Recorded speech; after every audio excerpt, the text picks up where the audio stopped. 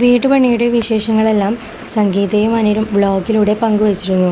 അതേക്കുറിച്ച് നെഗറ്റീവ് പറഞ്ഞവർക്ക് മറുപടിയേകിയായിരുന്നു പുതിയ വീഡിയോ. അന്ന് പൂപ്പലൊക്കെയായിരുന്നു റൂമിൽ. ആരെങ്കിലും വരുമ്പോൾ ഞങ്ങൾ റൂം അടച്ചിടുകയായിരുന്നു എന്നും ഇരുവരും പറഞ്ഞിരുന്നു. 18 വർഷത്തോളം പഴക്കമുണ്ട് ഈ വീടിന്. തിരുവനന്തപുരത്ത് ആശുപത്രിയിലായിരുന്നു അന്ന് ഞങ്ങൾ. മെയിൻ വാർപ്പ് കഴിഞ്ഞ് പണി നീങ്ങുന്നുണ്ടായിരുന്നില്ല.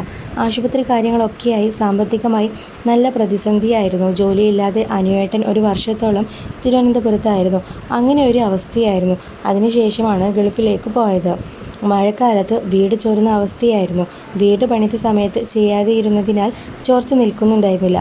പൂപ്പൽ കാണാതെ ഇരിക്കാൻ അത് മറയ്ക്കുന്ന കളർ പെയിൻ്റാണ് അടിക്കാറുള്ളത്. 2-3 വർഷം കഴിഞ്ഞാൽ വീടിൻ്റെ പണി തന്നെ തീരുന്ന അവസ്ഥയിലാണ്. പിന്നെ അത് പുതുക്കാൻ നമ്മളെക്കൊണ്ട് കഴിയില്ലെന്നും സംഗീത പറഞ്ഞിരുന്നു. എല്ലാ വർഷവും മഴക്കാലത്ത് പേടിയാണ്. അടുക്കള വശം വീഴുമോ എന്ന് ചോദിക്കാറുണ്ട് അനുയേട്ടൻ. പൈസ കയ്യിൽ ഇല്ലാത്തത് കൊണ്ടാണ് പലിശക്കെടുത്തത്. ഞങ്ങൾ സാധാരണക്കാരാണ്. സൗകര്യമുള്ളവർക്ക് കാശ് പലിശക്കൊന്നും മേടിക്കേണ്ടി വരില്ല.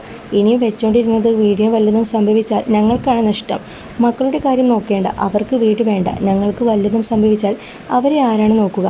അവരുടെ കാര്യം കൂടി നോക്കിയാണ് ഞങ്ങളെല്ലാം ചെയ്യുന്നത്. അടുക്കള നവീകരിക്കാൻ കാരണം വീഡിയോ എടുക്കാൻ വേണ്ടി തന്നെയാണ്. കുക്കിംഗ് വീഡിയോ ഒക്കെ ഞാൻ ചെയ്യാറുണ്ട്. ഞങ്ങൾ ഇങ്ങനെയൊന്നുമല്ല പറഞ്ഞത്. ഒന്ന് വൃത്തിയായി എടുക്കണമെന്ന് വിചാരിച്ചുള്ളൂ.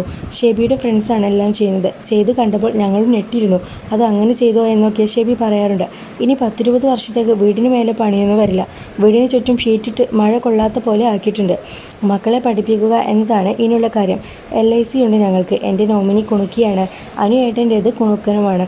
യൂട്യൂബ് ഇല്ലെങ്കിൽ ചായക്കട നടത്തിയെങ്കിലും ഞങ്ങൾ അവരുടെ കാര്യം നോക്കും.